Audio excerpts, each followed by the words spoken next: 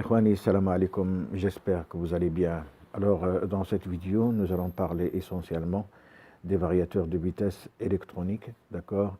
Ces variateurs de vitesse qui sont utilisés un peu partout dans l'industrie. Alors, ces variateurs, ils ont remplacé d'autres procédés issus des technologies hydrauliques, mécaniques et électromécaniques. Donc, le choix de la technologie la plus appropriée, il est lié aux caractéristiques de la machine à équiper et aux performances à atteindre. C'est-à-dire l'utilisation de la machine, les critères de travail, ce sont eux qui vont faire le choix du variateur. Alors, la position du variateur par rapport au moteur, elle constitue l'une des principales distinctions entre les motovariateurs mécaniques et électroniques. Vous voyez ici. Alors, c'est-à-dire les motovariateurs mécaniques, on trouve en général, vous avez la source, vous avez le moteur, ensuite vous avez le variateur et vous avez la machine. Alors, dans les variateurs électroniques, donc le schéma, il devient, c'est-à-dire vous avez la source, vous avez le variateur, il vient après le moteur et la machine. Donc, les procédés les plus fréquemment utilisés sont c'est-à-dire ce que je vais présenter ici. Vous avez on avait utilisé, c'est-à-dire auparavant, et on continue à utiliser aujourd'hui, les variateurs hydrauliques, d'accord? Alors, ces variateurs, normalement, se composent dans un même bâti, c'est-à-dire d'une pompe et d'un moteur hydraulique. Le variateur de vitesse, la variation de vitesse, pardon, elle est obtenue par le réglage du rapport entre le débit de la pompe et le débit absorbé par le moteur. Donc, les différents réglages de la pompe et du moteur, ils sont dissociés, ce qui offre une gamme de vitesse, c'est-à-dire de 1 à 10 environ. On trouve aussi les variateurs mécaniques. Ces variateurs, ils sont également très utilisés. Donc, la transmission poulie et courroie. La variation de vitesse est obtenue par la modification du diamètre des poulies. Donc, nous avons une gamme de vitesse qui va de 1 à 6 environ. Vous avez également, d'accord, on trouve c'est-à-dire les coupleurs à courant de Foucault. C'est un ralentisseur. Donc, la commande du courant d'excitation du coupleur, elle modifie le glissement entre l'arbre moteur et l'arbre d'utilisation. Donc, cela provoque la variation de vitesse. Nous avons une gamme de 1 à 15. D'accord? On trouve également les coupleurs à poudre.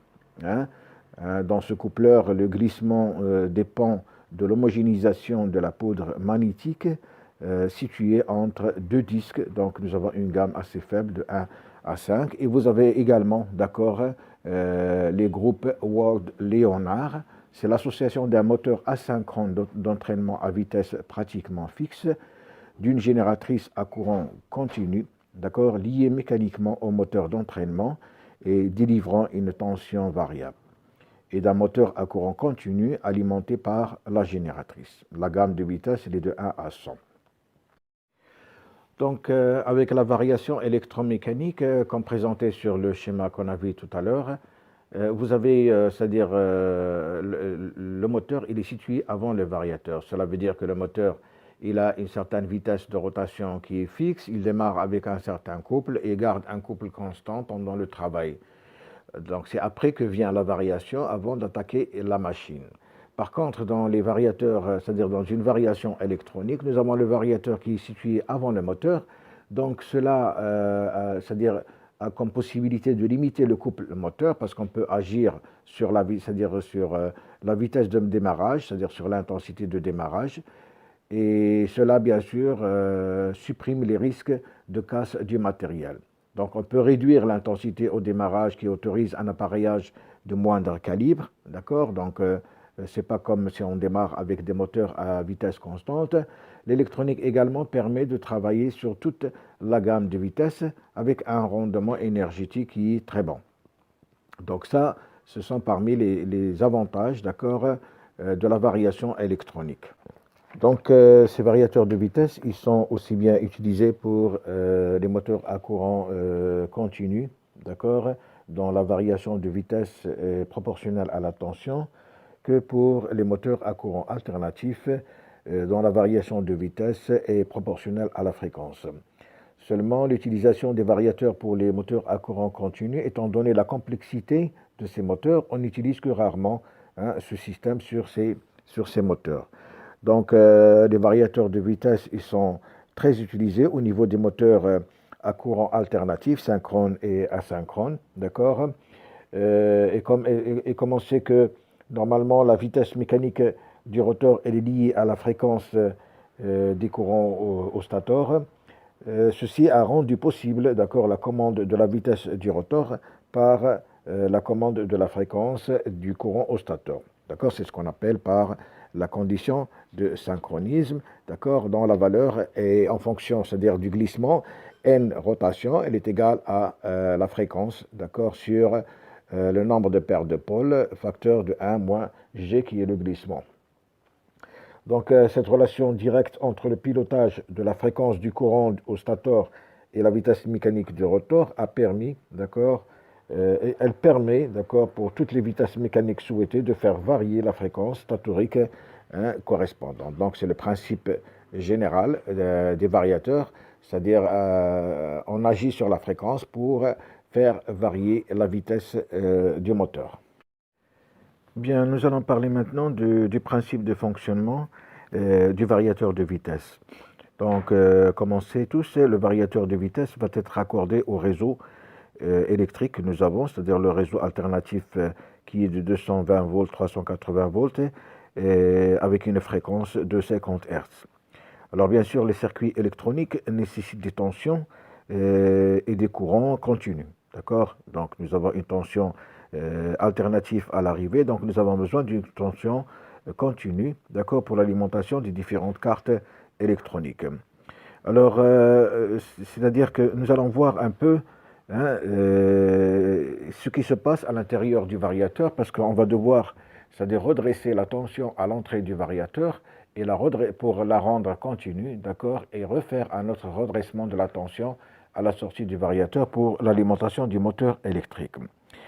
Donc, c'est-à-dire sur le schéma que vous voyez, les parties principales qui constituent notre variateur de fréquence, donc vous avez un redresseur de tension alternative, d'accord, à tension continue, c'est-à-dire il va redresser la tension alternative à une tension continue, d'accord, et ce redresseur normalement il est composé de diodes.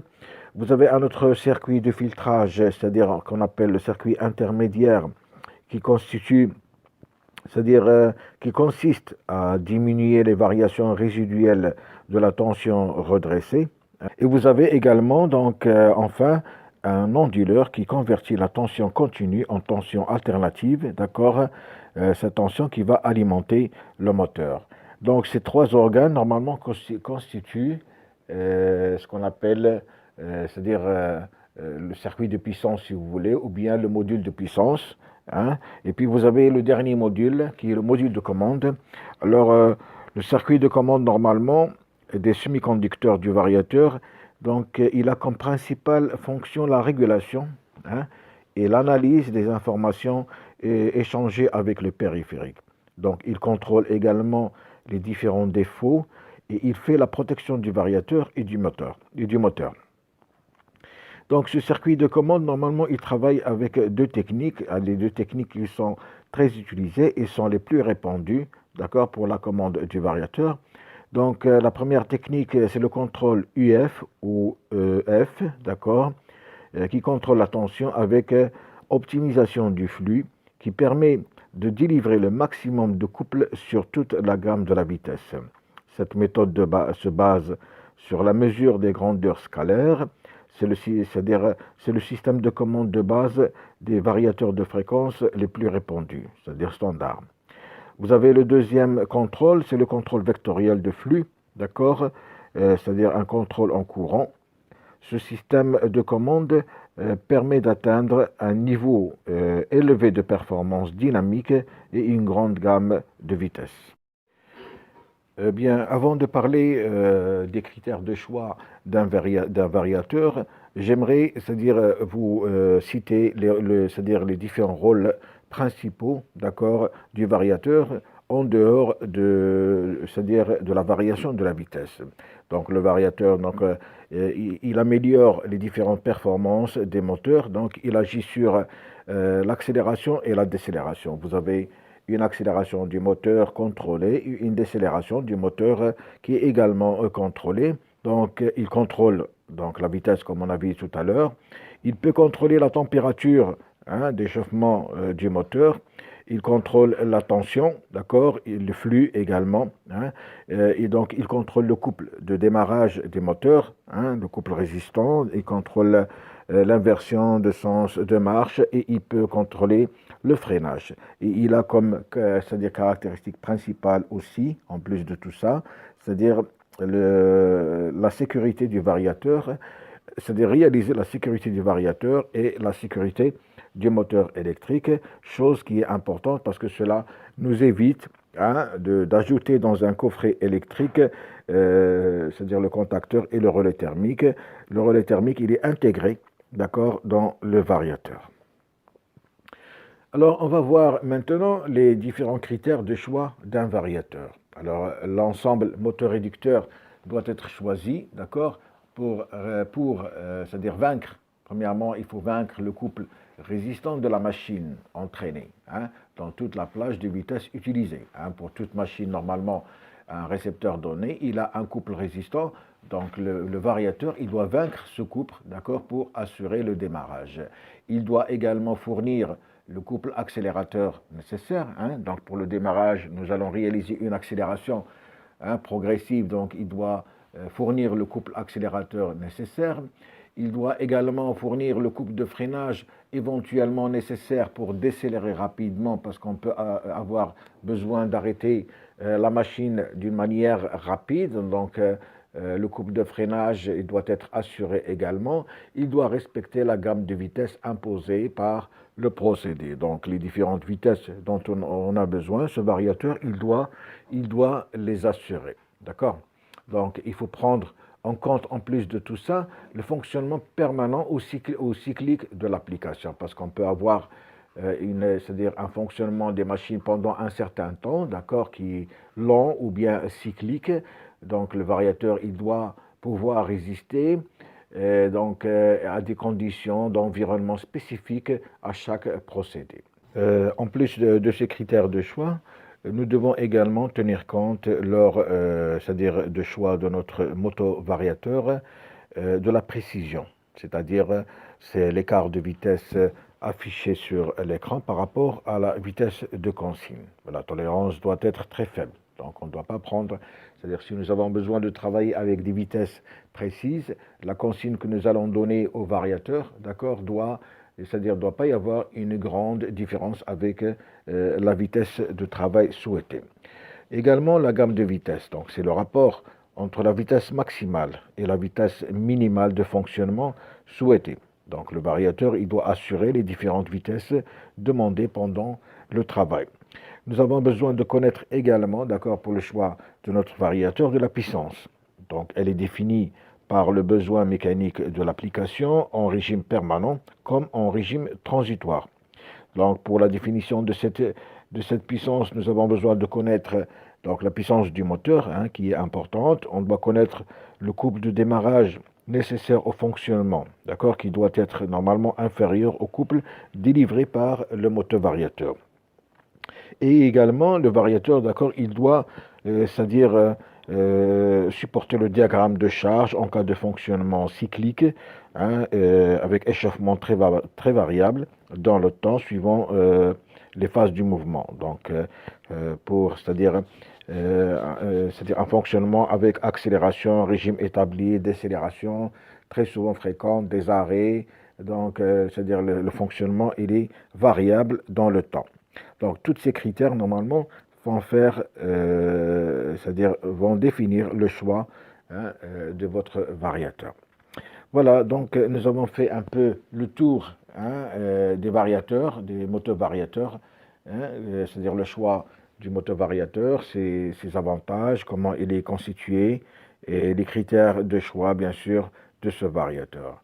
Donc j'espère que l'aperçu il était clair. On se reverra dans d'autres vidéos pour voir un peu, c'est-à-dire comment est-ce qu'on peut régler, hein, comment est-ce qu'on peut faire rentrer les différents paramètres, c'est-à-dire en partant de la plaque signalétique du moteur et essayer, par exemple, de régler notre variateur après avoir fait le choix, bien sûr, du variateur, hein, et le mettre en fonctionnement. Voilà, je vous remercie et à la prochaine, Inch'Allah.